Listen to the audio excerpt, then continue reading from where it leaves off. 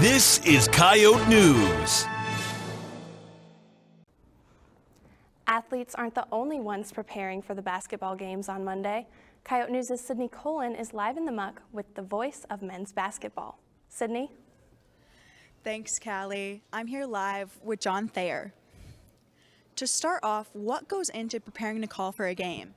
Yeah, there's a lot of things that goes into it. You're trying to learn, obviously it starts with learning your own team, the team that you cover, USD in this instance, and finding information about each of the players. And then you try to learn about the opposing team, right? And how to say their names and their stats and trends into games and stuff like that. So it's a lot of prep work that builds up to about a 3-hour performance.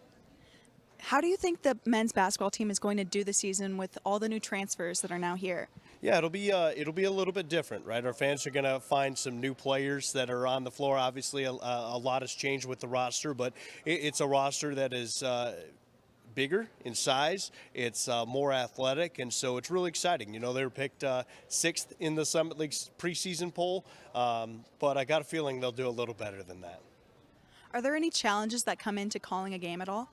I mean, there always can be challenges. You got to be ready for even the things that you can't be ready for. You know, long injuries that happen on the floor, you got to find a way to fill some of that time. When chaotic plays happen, you've got to find a way to slow down and try to articulate what is going on. And so some of those things are challenges. Plus, anytime you go on a road, you run into issues with equipment potential, internet outages, power outages, all of that stuff have happened, and all of it obviously provides challenges. Do you have a favorite game that you've called this season or a game that you're looking forward to call? Yeah, I think, right now we're still young in the season a little bit, but obviously the football victory at North Dakota State was big.